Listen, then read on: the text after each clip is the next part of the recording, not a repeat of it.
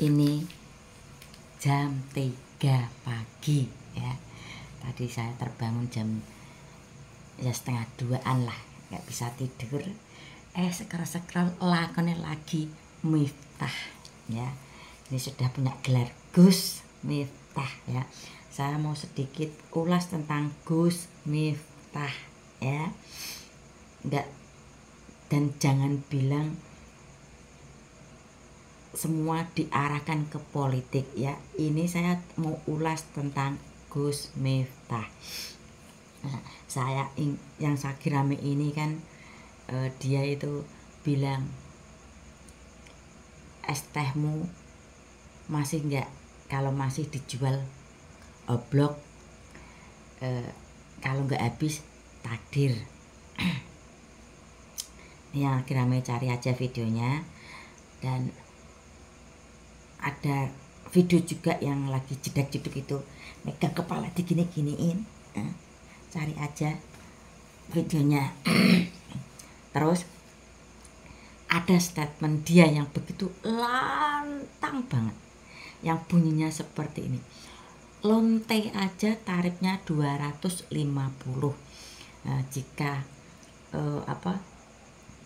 pemilu kalian dikasih amplop 20-30 ribu, jadi harga diri Anda lebih rendah daripada lonte. Itu juga statement Miftah. Nih, ini juga statement dia ya.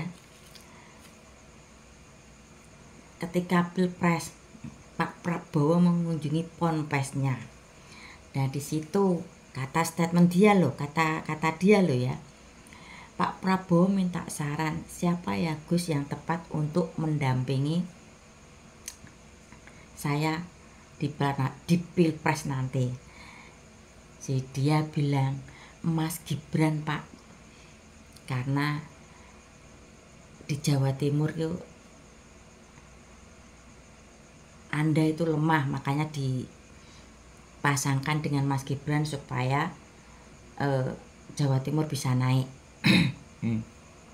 Statement dia juga.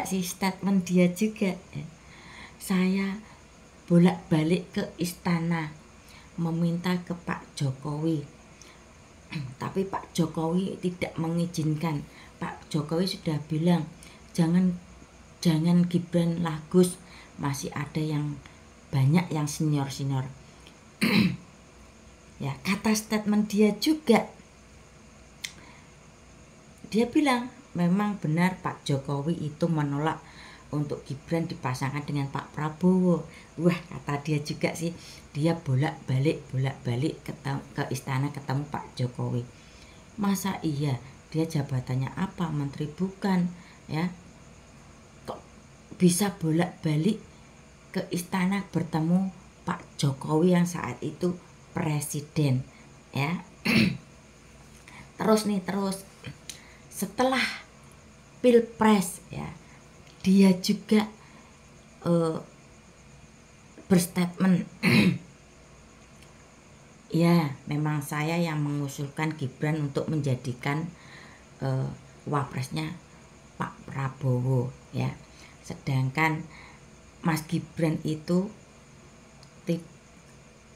tidak setuju ya. Mas Gibran, kata dia sih juga bilang, jangan saya lah Gus, nanti saya nggak enak, banyak yang senior. Itu kata Mas Gibran ya, kata dia juga seperti itu. Nah, korek saja tentang si orang ini ya, yang lagi viral gara-gara es teh dan kata-kata es teh dan takdirnya itu ya. Makanya kenapa saya sudah bilang jangan pilih Mas Gibran ya, karena di situ saya melihat dari wajahnya dia itu terpaksa. Sebetulnya dia tidak mau ya, ingin melewati masa kepemimpinan itu step by step, tapi karena saran dari Miftah ini ya, dan Pak Prabowo yang minta, ini kata dia loh, kata dia bukan kata saya ya. Ya akhirnya Mas Gibran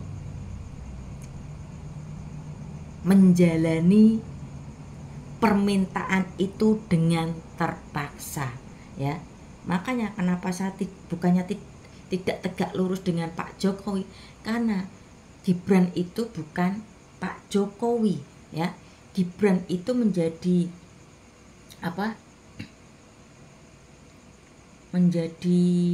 cawapres itu karena terpaksa, ya, permintaan Pak Prabowo. Dan Pak Prabowo juga sudah konsultasi ke Pak Yusril, ya, katanya, kata statement Pak Prabowo nih, ya, ini nggak apa-apa Pak, ya, intinya Pak Prabowo konsultasi dengan Pak Yusril, nggak apa-apa, ya, akhirnya mengubah peraturan itu, ya.